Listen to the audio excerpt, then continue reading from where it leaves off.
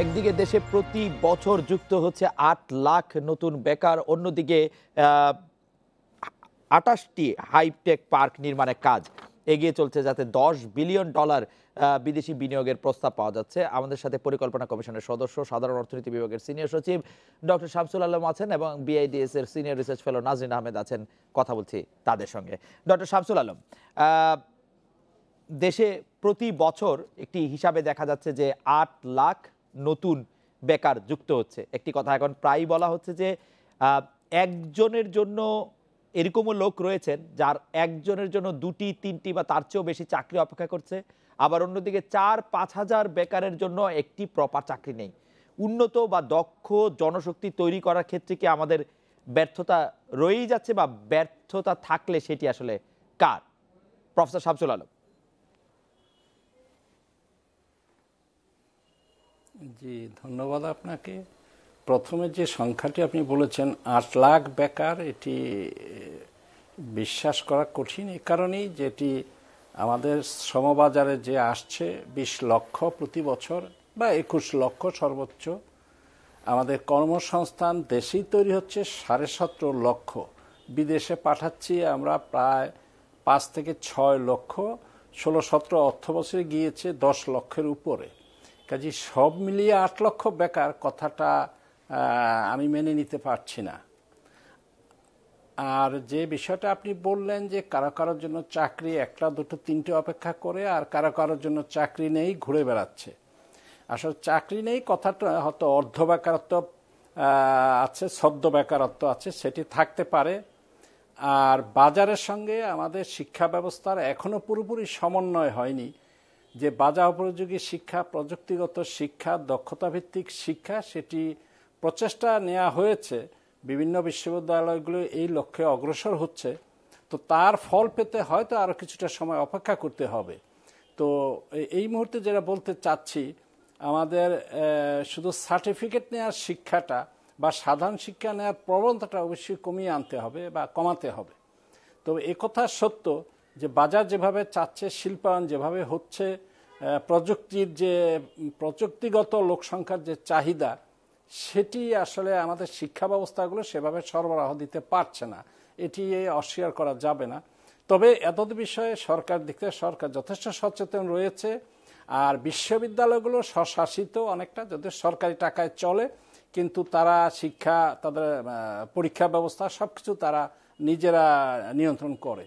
কাজেই সরকারের প্রত্যাশা হচ্ছে এই ক্ষেত্রে বেসরকারি বিশ্ববিদ্যালয়গুলো, সরকারি বিশ্ববিদ্যালয়গুলো বাজারমুখী শিক্ষাকে প্রসারিত করার জন্য বাজারমুখী শিক্ষার বিষয়ে যে কারিকুলামগুলো সংশোধন করতে হবে, বিন্যাস করতে হবে, সেটি তারা করবেন এবং করেও যাচ্ছেন। অনেক বিশ্ববিদ্যালয় এই লক্ষ্যে বাস্তবায়ন কর্মসূচি এবং শিক্ষা ব্যবস্থা গ্রহণ করছেন। প্রফেসর শামসুল আলম, আমরা আবার আসবো আপনার কাছে। আমি নাজনীন আহমেদের কাছে একটু যেতে চাই, বিআইডিসি এর সিনিয়র রিসার্চ ফেলো।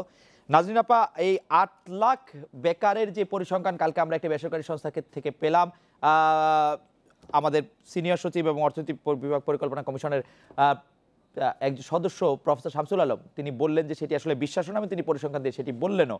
আপনারা কি সবসময় এরকম অর্থনীতিবিদরা এই ধরনের তথ্যপাত্য উপস্থাপন করে বেকারদের মধ্যে এক ধরনের ভীতি সৃষ্টি করেন কিনা? ডক্টর নাজনীন আহমেদ।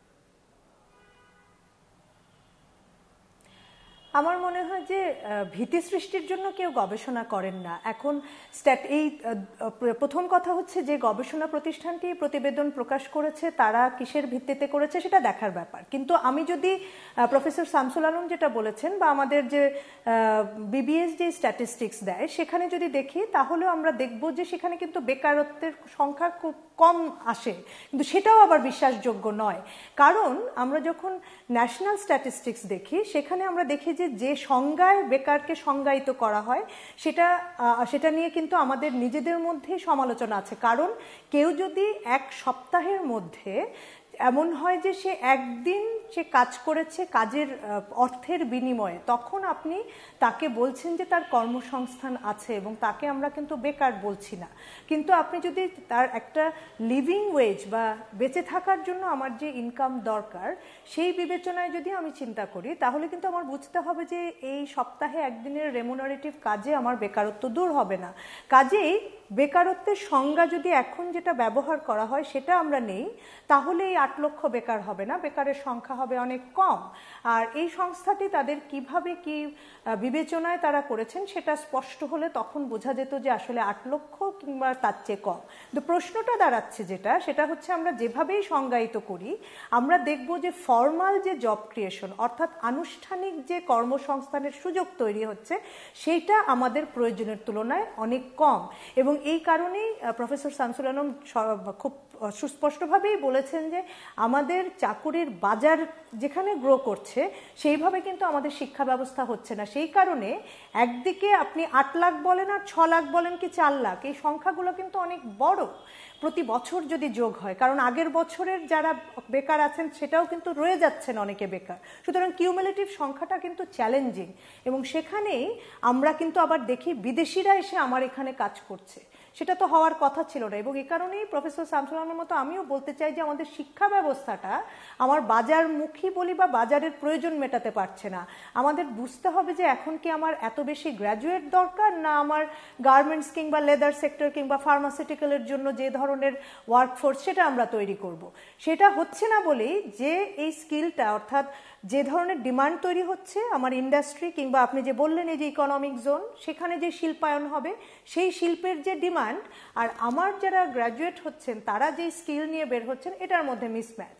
আমার এখন এত বেশি MBA BBA দরকার কিনা সেটা ভাবতে হবে। আমার এখন হয়তো টেক্সটাইল ইঞ্জিনিয়ার দরকার, আমার দরকার হচ্ছে টেক্সটাইলে যে রং করে সেই এক্সপার্ট দরকার, আমার জুতার শোকেসিং করা দরকার।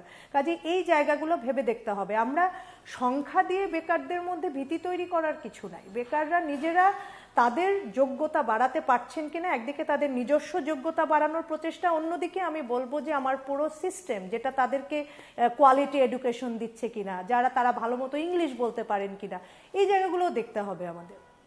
আমি প্রফেসর শামসুল আলমের কাছে আসতে চাই আবার, যে সুযোগের সমতা হচ্ছে আমাদের সাংবিধানিক অঙ্গীকার বা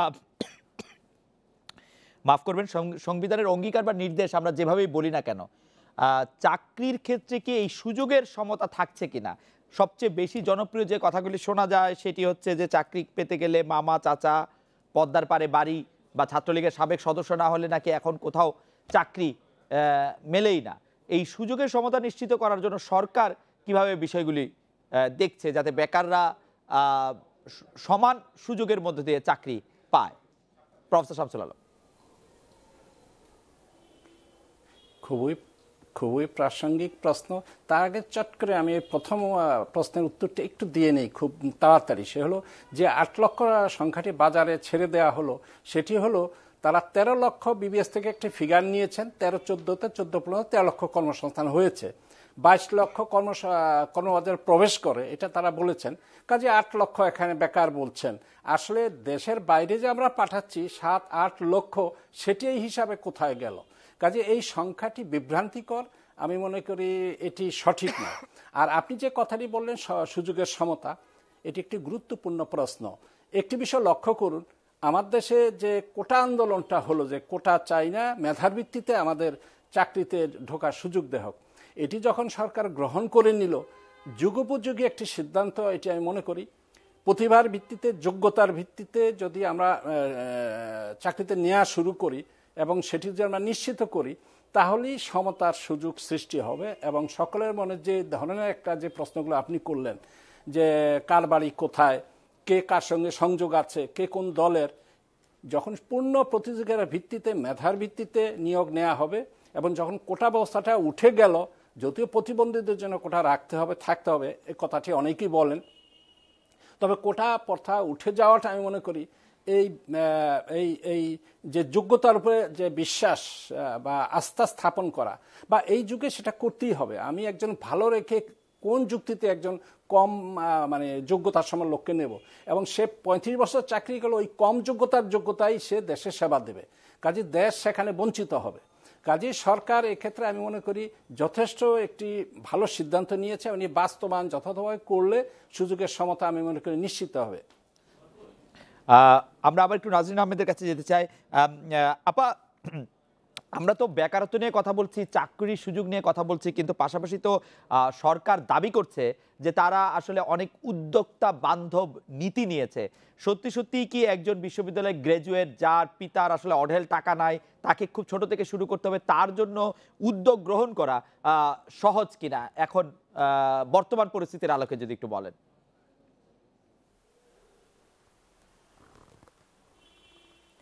আপনার এই প্রশ্নটার উত্তর দিচ্ছে আগের প্রশ্নের উত্তর টেনে, যেটা প্রফেসর শামসুল আলম উত্তর দিয়েছেন। সেখানে আমি সংযোগ করতে চাই এইটুকু, যে আমরা যখন বলছি যে সমান সুযোগ পাচ্ছে কিনা চাকরির জন্য, এটা কিন্তু আমরা মূলত ফোকাস করছি সরকারি চাকরির ক্ষেত্রে। কিন্তু আপনি সেখানে উনি রাইটলি উত্তর দিয়েছেন। অবশ্যই পাশাপাশি আমাদের বুঝতে হবে সরকার কিন্তু সব চাকরি তৈরি করছে না। চাকরির বড় জায়গা হচ্ছে বেসরকারি খাতের চাকরি, এবং সেখানে বেসরকারি খাতের চাকরির বাজার কিন্তু অত্যন্ত কম্পিটিটিভ। কারণ যে ব্যক্তি বেসরকারি একটা উদ্যোগে ব্যবসা বাণিজ্য কোনো না কোনো কিছু পরিচালনা করছেন, উনি কিন্তু পয়সা দিয়ে অযোগ্য লোককে নেবেন না, উনি যোগ্য লোককে নেবেন। কাজেই বেসরকারি ক্ষেত্রের চাকরিতে কিন্তু প্রতিযোগিতাটাই বেশি। হ্যাঁ, নিজের আত্মীয় স্বজনকে হয়তো কিছু চাকরি উনি দেন, কিন্তু বেশিরভাগ ক্ষেত্রে এটা কিন্তু প্রতিযোগিতার ভিত্তিতে হয়ে থাকে। কাজেই আমি মনে করি সেই জায়গায় যদি চিন্তা করি, তাহলে কিন্তু একটা সমান সুযোগ বা এখানে কোয়ালিটিরই আসলে বিবেচনা হচ্ছে। এর পরের কথাটা হচ্ছে যে আমরা উদ্যোক্তা তৈরি করছি কিনা। এটা ঠিক, সরকার উদ্যোক্তা বাড়ানোর জন্য নানান রকম উদ্যোগ নিয়েছেন, এমনকি নারী উদ্যোক্তা বাড়ানোর উদ্যোগ নিয়েছেন। কিন্তু এখনো পর্যন্ত উদ্যোক্তাদের একটা বড় সমস্যা হচ্ছে ফাইন্যান্সিং, টাকার জোর। এবং আমাদের যে উদ্যোক্তা বান্ধব উদ্যোগগুলো সরকারের আছে, সেটা এখনো পর্যন্ত আছে হচ্ছে যারা অ্যাটলিস্ট 2-3 বছর ব্যবসা করে টিকে গেছেন তাদের জন্য। ক্ষুদ্র উদ্যোক্তাদের ক্ষেত্রেও এটা সত্য। কিন্তু একজন একেবারে নতুন ইউনিভার্সিটি গ্র্যাজুয়েট, তার যদি মামা চাচা বাবার টাকা না থাকে, তাহলে তার জন্য কিন্তু উদ্যোগ শুরু করা কঠিন। এবং এই কারণেই অনেককেই দেখা যায় কিছুকাল চাকরি করে তারপরে হয়তো ব্যবসায় আসার চিন্তা করেন। আমি নিজে থেকে, আমি পার্সোনালি আমার বিভিন্ন আলোচনায় বা গবেষণায় বলার চেষ্টা করছি যে একেবারে নতুন উদ্যোক্তাদের জন্য এটা যদি হয় যে কোনো কর্পোরেটের সোশ্যাল রেসপন্সিবিলিটি সেই ফান্ড থেকে হোক, এমনকি তাদেরকে কোনো শর্ত দিয়ে হোক, নতুন উদ্যোক্তাদের জন্য একটা ফান্ড থাকা উচিত। ছোট হতে পারে, যত বেশি ইনোভেটিভ হবে কারো ব্যবসার পরিকল্পনা, সেই প্রতিযোগিতার ভিত্তিতে একদম নতুন উদ্যোক্তাকে এই ফান্ড দেওয়ার একটা উদ্যোগ নিতে হবে। পাশাপাশি আমি বলতে চাই যে উদ্যোক্তা হওয়ার জন্য যে আমি একটা অ্যাকাউন্ট আমার দরকার হবে, আমার একটা ফাইন্যান্সিয়াল যে পরিকল্পনা সেটা লাগবে, ওই ট্রেনিংগুলো আরও বাড়াতে হবে। কারণ বিশেষ করে নারীরা যারা ব্যবসা করতে চান, তাদের কিন্তু এই বাইরের এক্সপোজারটা না থাকার জন্য অনেক মেয়ে কিন্তু উদ্যোক্তা হওয়ার ক্ষেত্রে আসতে পারছেন না। এমনকি ব্যাংকে বলা হচ্ছে যে ক্ষুদ্র উদ্যোক্তাদের টাকা পড়ে আছে, একদিকে আমার টাকা নাই সমস্যা, অন্যদিকে টাকা পড়ে আছে, মেয়েরা সেই টাকা নিচ্ছে না। এটার মূল কারণ হচ্ছে ব্যবসা শুরু করার জন্য শুধু টাকা নয়, তার পাশাপাশি যে নন ফাইন্যান্সিয়াল ইস্যু, আমার ট্রেনিং, আমি কিভাবে হিসাব রাখবো, আমি কম্পিউটারে কিভাবে কাজ করব, আমি বাজারজাত কিভাবে করব, সেই ট্রেনিংগুলো বাড়াতে হবে। নাজির আহমেদ, আপনাকে ধন্যবাদ। আমি প্রফেসর শামসুল আলমের কাছে একটি প্রশ্ন করে, প্রফেসর শামসুল আলম, আমরা দেখছি যে 12টি হাইটেক পার্ক থেকে 1000 কোটি টাকা, 1000 কোটি ডলার যে সেবা রফতানি করা সম্ভব বলে মনে করা হচ্ছে 2030 সালের মধ্যে। বলা হচ্ছে 2020 সালের মধ্যে লক্ষ্যমাত্রা নির্ধারণ করা হয়েছে $5 বিলিয়ন। এই যে হিসাবটা করা হলো যে 2020 সালের মধ্যে $5 বিলিয়ন এই হাইটেক পার্কগুলি থেকে সফটওয়্যার বলি বা অন্য কোনো মাধ্যমে রপ্তানি করা হবে, সেটি যদি আমাদেরকে একটু বুঝিয়ে বলতেন। 12টি হাইটেক পার্ক থেকে যে $1000 কোটি আয়ের স্বপ্ন দেখছি আমরা 2030 সালের মধ্যে, এবং 2020 সালে যে $5 বিলিয়ন লক্ষ্যমাত্রা ধারণ করা হয়েছে, মানে বলা হচ্ছে সেটি, বা $500 কোটি, সেটি কিভাবে যদি একটু বুঝিয়ে দিতেন প্রফেসর শামসুল আলম। না, ধন্যবাদ। এটি এখন আপনি বলছেন এটি 7ম পঞ্চবার্ষিক পরিকল্পনা 2015-তে এটি আমরা প্রক্ষেপণ করেছি, যে দেশ 19-20 অর্থ বছরে 19-20 সাল নাগাদ $5 বিলিয়ন আইসিটি পণ্য থেকে আমরা রপ্তানি আয় করতে হবে। এবং সেই লক্ষ্যে সেটা সহায়তা করার জন্যই সরকার হাইটেক পার্কগুলোর যে অবকাঠামো সেগুলো গড়ে তুলছেন। তো এই ইতিমধ্যেই আমরা কয়েক মিলিয়ন ডলার থেকে প্রায় $1 বিলিয়ন উপরে কিন্তু রপ্তানি করছি আইসিটি প্রোডাক্টস। কাজে $5 বিলিয়ন খুব বড় সংখ্যা নয়। এটি আমাদের, আমি মনে করি, করা যেতে পারে। যত দ্রুত হাইটেক পার্কগুলো আমরা কার্যকর করব, এর ব্যবহারে নিতে পারবো, এবং এই পরিমাণ বা তার চেয়ে বেশি আমাদের কিন্তু রপ্তানি করতে হবে। প্রফেসর শামসুল আলম, আমাদের প্রশ্ন ছিল যে মানে আপনি যদি এখন $1 বিলিয়ন মতো করেন, আরো $4 বিলিয়ন আপনার উৎপাদন বাড়াতে হবে এবং তার জন্য আপনার আসলে এই হাইটেক পার্কগুলি কাজে লাগবে। কিন্তু আমরা দেখছি যে গাজীপুরে কালিয়াকৈরের যে 355 একর জমির উপর যে বঙ্গবন্ধু হাইটেক প্রতিষ্ঠা, সেটি কাজ শেষ হয়নি। কত পার্সেন্ট হয়েছে সেটি আমি এখনো নিশ্চিত নই। যশোরে যে Sheikh Hasina software technology park, সেটিও শেষ হয়নি, বিল্ডিং উঠেছে অবশ্য। সিলেটে যে আপনি এগুলি আসলে সবই জানেন, সিলেটের টি, নাটোরের টি, রাজধানী কারণ বাজার জনতা টি বা রাজশাহীর পবা, নবীনগরে যেগুলি আছে। আমাদের প্রশ্ন হচ্ছে যে যেখানে এই অবকাঠামো শেষ হতে হতে 2021 বা 2022 সাল লাগবে, আমার কাছে যতটুকু খবর, সেখানে আমি 2020 সালে $5 বিলিয়ন রোজগার করতে পারবো, এই ঘোষণা দেওয়ার যৌক্তিকতা কতটুকু? না, ঘোষণা দেওয়ার মানে এটি প্রক্ষেপণ করা হয়েছিল সপ্তম পঞ্চবার্ষিক পরিকল্পনায়, কাজে এটি নতুন করে কেউ ঘোষণা দেননি। এটি কিন্তু আমাদের পরিকল্পনার ভিতর রয়েছে। আমি যে কথা বলতে চাচ্ছি, এই লক্ষ্যে প্রয়াস নেওয়া হয়েছে এবং অবকাঠামো গড়ে উঠলে বিল্ডিং, যোগাযোগ, এগুলো একটু হয়তো সময় নিয়ে নিতে পারে। তবে সফটওয়্যার বা টেকনোলজি প্রযুক্তিগত বিষয়গুলো খুব দ্রুত সংগ্রহ করা যাবে যদি এই আমাদের ভৌত অবকাঠামোগুলো তৈরি হয়ে যায়। আর এদিক থেকে আমরা দ্রুত এগোচ্ছি, বিশেষ করে ডিজিটাল যে বা আইসিটি বিষয়ক যে পণ্যগুলো, এগুলো বিস্তৃতি ঘটছে এবং আমার বিশ্বাস এর লক্ষ্যে আমরা কাছাকাছি পৌঁছাতে পারবো। আমি একটু নাজনীন আহমেদের কাছে জানতে চাই যে গবেষক নাজনীন আহমেদকে আমাদের একটু বলবেন যে আমরা গত 1 দশক ধরে এই কথা প্রায় বলে আসছি যে বাংলাদেশের সবচেয়ে স্টার এক্সপোর্ট আইটেম হতে পারে আমাদের টেকনোলজি এবং আমাদের সফটওয়্যার, কিন্তু এখনো আমরা সেই ট্র্যাকে রয়েছি কিনা। আমরা যদি ভারতীয় বাজার বা ব্যাঙ্গালোরের বাজার বা অন্যান্য জায়গায় চাইনিজ বাজার, কোরিয়ান বাজার, জাপানিজ বাজার এখন চিন্তা করে যদি সেখান থেকে আসার প্রেক্ষিতে যদি আমরা এখন বলি আমরা আসলে এখন কোথায় দাঁড়িয়ে আছি, আমাদের সত্যিই কি স্টার এক্সপোর্ট আমাদের সফটওয়্যার বা ডিজিটালগুলি হতে যাচ্ছে কিনা?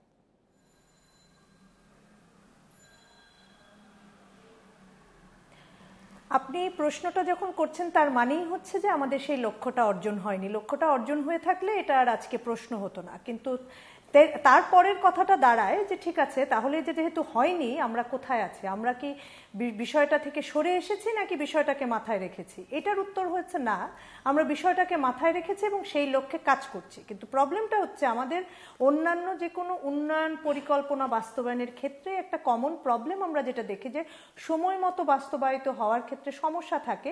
সেই সমস্যাটা আসলে আমাদের এই আইসিটি বা সফটওয়্যার পণ্যের যে উৎপাদন, অবকাঠামো, এটার বিদেশে পাঠানো, সেই জায়গাতেও লক্ষণীয়। আপনি নিজেই বলেছেন যে বিভিন্ন জায়গায় ইনফ্রাস্ট্রাকচারগুলো হতে অনেক সময় লেগে গেছে বা এবং লাগছে, এবং কবে শেষ হবে সেটার ক্ষেত্রে আমরা নিশ্চিত নই।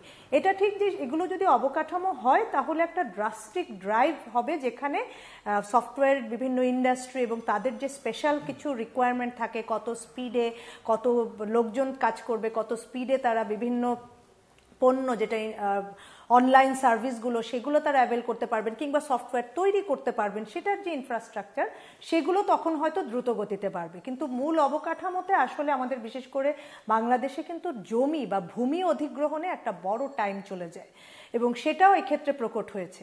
সেই জায়গা থেকে আমি বলবো যে সফটওয়্যারের কে যে একটা স্টার পণ্য বা একটা স্পেশাল পণ্য হিসেবে আইডেন্টিফাই করা হয়েছে, সেই আইডেন্টিফাই করাটা ঠিক ছিল। সেই লক্ষ্যে আমাদের অগ্রগতিও যথেষ্ট, কিন্তু এইখানে দুটো ধরনের সমস্যা। একটা হচ্ছে এগুলোর উৎপাদন এবং এর জন্য যে অবকাঠামো সেটার একটা দেরি হচ্ছে, অন্যদিকে হচ্ছে আমাদের যে সফটওয়্যার ক্ষেত্রে দেশীয় যে বিনিয়োগ কিংবা বিদেশি বিনিয়োগ কিভাবে হবে, সেই জায়গায় কিন্তু বেসিস বরাবরই নানান রকম সমস্যার কথা বলে আসছেন এবং তারা কেউ থাকলে হয়তো আজকে আরো স্পষ্ট করতে পারতেন। কিন্তু তাদের কাছ থেকে আমরা যেটা শুনি যে এখনো পর্যন্ত সফটওয়্যার রফতানি এবং এটার ক্ষেত্রে যে বিদেশি প্রতিযোগিতা আছে আমাদের দেশের বাজারে, যে সফটওয়্যারের একটা বড় বাজার হতে পারত, সেই দিকে কিন্তু নীতিমালার পরিবর্তন দরকার বলে তারা বলেন। আমরা জানি যে সরকার একটি খুব ভালো আইসিটি পলিসি নিয়েছে, কিন্তু সেই পলিসির বাস্তবায়নের ক্ষেত্রে ডিলে বা ধীরগতি আছে বলেও আমরা শুনি। তো আমার কাছে ধন্যবাদ। আমি প্রফেসর শামসুল আলমের কাছে শেষ প্রশ্ন করতে চাই এবং ডক্টর নাজনীন আহমেদ যেগুলি বলছেন সেই সব ব্যাপারে নিশ্চয়ই আপনি কথা বলবেন। আমি পাশাপাশি বলতে চাই যে আমরা যখন ইন্টারনেট পেনিট্রেশন আমাদের অনেকখানি দূর পর্যন্ত এগিয়ে গেল, মোবাইল ফোন পৌঁছে গেল হাত থেকে হাতে, আমরা একটা দিন বদলের স্বপ্ন দেখেছিলাম, কিন্তু এখন কিন্তু আমরা দেখছি যে ই মার্কেটিং বা ইন্টারনেট বাজার তার বেশিরভাগই হচ্ছে আন্তর্জাতিক টাইকুনদের দখলে। দারাজ, আলিবাবা, বিক্রয়.com বা আর ইবে, অ্যামাজন, আমি যার কথাই বলি না কেন, তারা এখন বাংলাদেশে ব্যবসা করছে। কিন্তু আমাদের উদ্যোক্তারা যেভাবে শুরু করেছিল তারা হয়তো 2 বছর 1 বছর কোনো মধ্যে টিকে থাকলেও পরে তাদের সরে আসতে হচ্ছে। আমি যদি ইলেকট্রনিক টাকা দেওয়ার কথা বিকাশ বা অন্যান্য সংস্থার কথা বলি, একই বিষয় আসলে সামনে চলে আসবে। এই ব্যাপারগুলি আসলে সরকার ভাবছে কিনা যে আমাদের কাছে বা ফেসবুকের মতো যেরকম কোরিয়াতে বা চীনে ফেসবুকের বিকল্প হিসেবে নিজস্ব গড়ে উঠেছে, এরকম ক্ষেত্রে সরকারের কোনো বড় পরিকল্পনা রয়েছে কিনা সোশ্যাল ওয়েবসাইটের ক্ষেত্রে?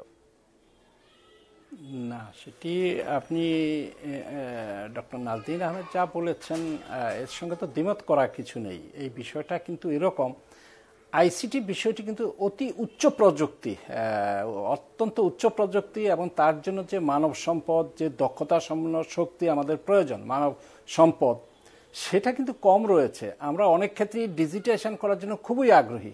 আমরা পেপারলেস অফিস প্রতিষ্ঠা করতে চাচ্ছি, যেখানে ফাইল থাকবে না, সব ইন্টারনেটে হবে।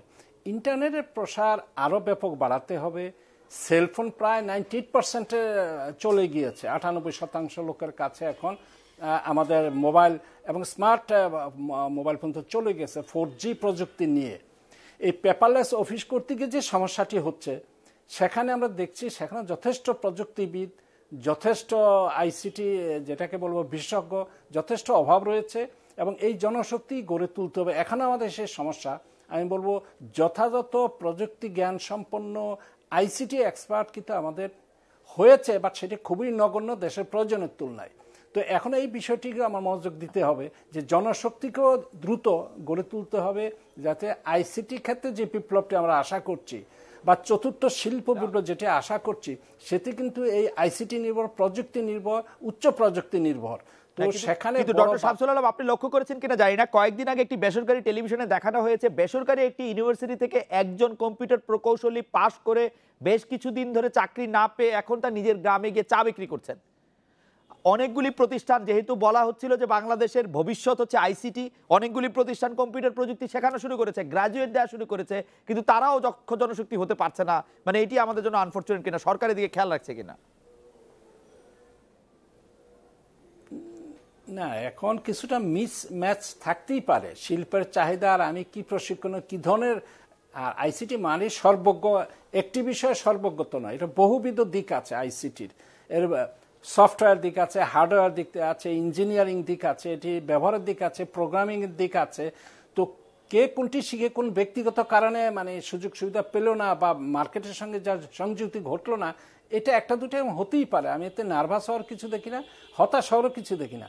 অবশ্যই প্রযুক্তিবিদ হাইটেক যদি যার দখলে থাকে, তার চাকরি এই মুহূর্তে বাংলাদেশে অসম্ভব হবে এটা আমি মনে করি না। কারণ প্রচুর হোটেল, প্রচুর ব্যবসা প্রতিষ্ঠান এখন আমাদের ক্রমান্বয়ে এই আইসিটি ব্যবহার করছে, বা কি বলবো না, ইন্টারনেট প্রযুক্তি বা অটোমেশনে যাচ্ছে। কাজেই এখানে চাকরি না পাওয়ার কোনো কারণ আমি খুব একটা দেখি না। তবে ওরা যে অটোমেশনে যাচ্ছে তার জন্য আসলে একজন গ্র্যাজুয়েট ইঞ্জিনিয়ার দরকার নাই। আমার মতো একজন যে প্রযুক্তি সম্পর্কে খুব কম জানে, মানে অটোমেশনে গেলে আমিও সেটি ব্যবহার করতে পারবো। গ্র্যাজুয়েট ইঞ্জিনিয়ারদের জায়গা তৈরি করার জন্য আসলে নিশ্চয়ই সরকারকে এদিকে দেখতে হবে। আমার অনুরোধ থাকবে, বেসরকারি বিশ্ববিদ্যালয় এবং সরকারি বিশ্ববিদ্যালয়গুলি থেকে যেসব কম্পিউটার ইঞ্জিনিয়ার পার হচ্ছেন, তারা কতজন আসলে কম্পিউটার প্রকৌশল বিদ্যায় কাজ লাগাচ্ছেন সেটি যদি আপনি একটু দেখেন। আমরা পরে আবার নিশ্চয়ই এটি আপনার কাছে একটু শুনবো। আপনাকে অনেক ধন্যবাদ প্রফেসর শামসুল আলম। ডক্টর নাজনীন আহমেদ, আপনাকে ধন্যবাদ।